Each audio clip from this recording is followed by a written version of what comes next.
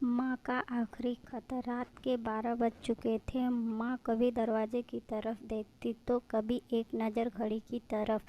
माँ की आंखों में और चेहरे पर चिंता साफ नज़र आ रही थी। थोड़ी ही देर में दरवाजे की घंटी बजी।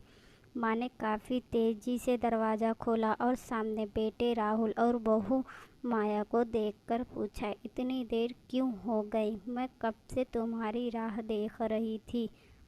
माँ, मैं अब छोटा नहीं हूँ, तुम मेरी चिंता मत किया करो। राहुल घर के अंदर प्रवेश करते हुए बोला, बेटा कितना भी बड़ा हो जाए माँ के लिए छोटा ही रहता है। चलो छोड़ो, हाथ पैर धो लो, मैं तुम्हारे लिए खाना लगा देती हूँ। माँ ने दरवाज़ा बंद करते हुए कहा, माँ जी, हम बाहर से खाना खाकर आए हैं, आप खा लीजिए, हम सोने जा रहे हैं।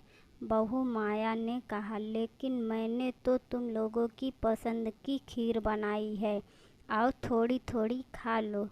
माँ, तुझे एक बार में समझ में नहीं आता क्या? तेरी बहू ने कहा ना, हम बाहर से खाना खाकर आए हैं, क्यों परेशान करती है? जा तू खीर खा ले और सो जा, और हमें भी शांति से सोने दे। माँ अकेले कैसे खीर खा सकती थी और उसे बिना खाए नींद कैसे आ सकती थी, क्योंकि बेटे के इंतज़ार में उसने भी कुछ नहीं खाया था।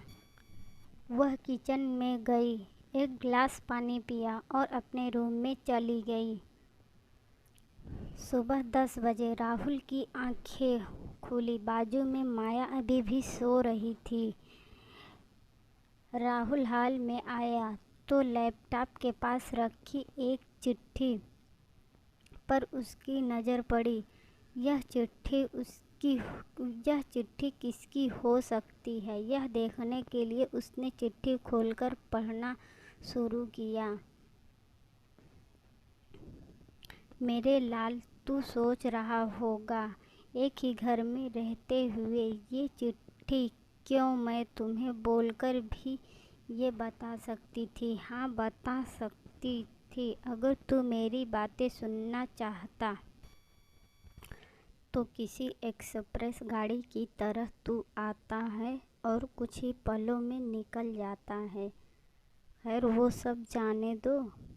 कल तुम्हारा जन्मदिन था, इसलिए मैंने खीर बनाई थी। सोचा कम से कम आज के दिन साथ में बैठकर खाना खाएंगे। मगर मैं यह बात भूल गई थी कि मेरा बेटा बड़ा हो चुका है, तो अपने दोस्तों के साथ पार्टी करके खाना खाकर आया। चलो, मुझे इस बात की खुशी ही हुई। मेरी दवाइयाँ ख़त्म हो गई हैं। मैंने कुछ दिनों पहले तुझे दवाई की एक चिट्ठी दी थी। अगर वक्त मिले तो वह दवाई मुझे ला कर देना, थोड़ी राहत हो जाएगी। राहुल को याद आया कि 4-5 दिन पहले माँ ने एक दवाई की चिट्ठी दी थी। उसने अपने ऑफिस के बैग में जाकर उस चिट्ठी को तलाशा और उसे खोलकर देखा। उसमें लिखा था, मुझे ऐसी दवाई लाकर दो जिससे मैं अपने बेटे को भुला सकूं। राहुल को रियलाइज़ हुआ कि मुझसे बहुत बड़ी गलती हो गई है।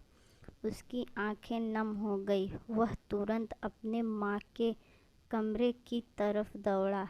सबसे पहले उठ जाने वाली माँ आज क्यों नहीं उठी थी, देखकर उसे आश्चर्य हुआ। उसने माँ को उठाने की काफ़ी कोशिश की, लेकिन माँ एक गहरी नींद में सो चुकी थी। राहुल के पास फूट फूट कर रोने के अलावा और कोई चारा नहीं बचा। यह कहने की ज़रूरत नहीं है कि माँ बाप जीवन में कितने मूल्यवान हैं। वह चले जाएंगे तो कुछ नहीं कर पाएंगे।